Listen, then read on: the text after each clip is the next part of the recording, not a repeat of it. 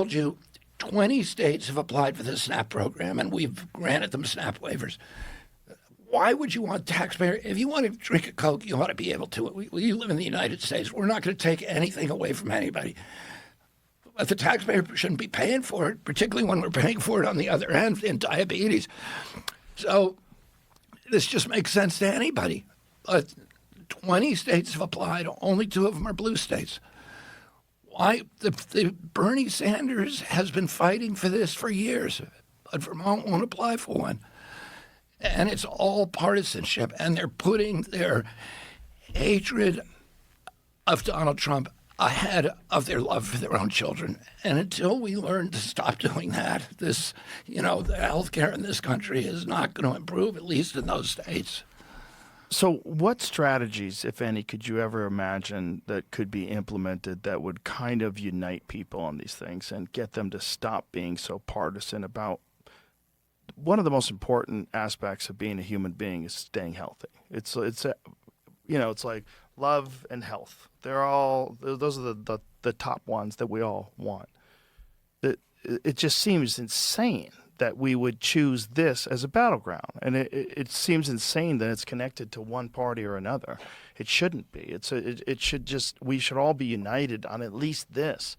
And I think if people were a little healthier and they were a little more fit, they'd probably have a lot less anxiety, probably a lot less conflict when it comes to political disagreements. Things could probably be worked out more amicably, especially among friends.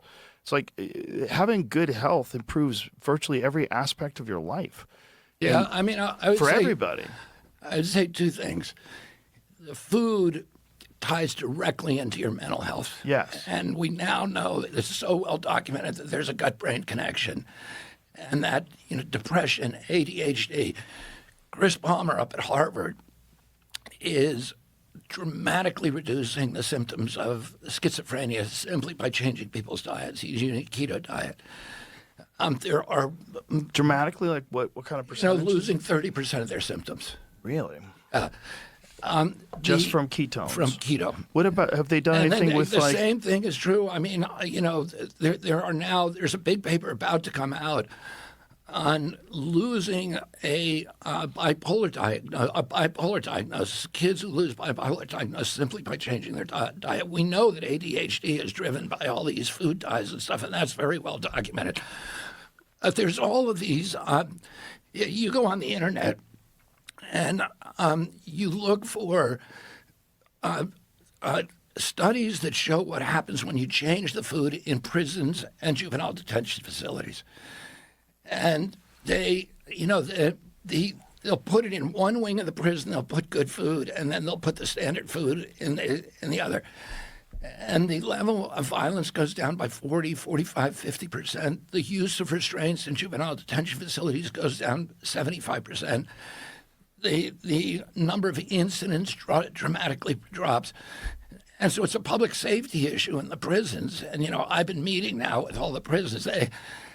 Prisons have a real problem because the state prisons are allocated to 60 cents a day to feed the prisoners, and it's all for them. It's all about shelf life. So they're just feeding them the worst kind of poison that you could possibly. It's all just chemicals. Oh my God! But well, we've kind of given up on the idea of rehabilitation. It's just all about punishment, and then. But this is also public safety. It's guard safety. Of course. Everything else. And the other thing, the answer to your first question about how do you sort of, mitigate the polarization, I would say the only way that you do that is by getting people to start talking to each other. Yeah. Because you got to be able to find common ground with other people, and if you don't talk to them, you don't see their humanity. Right.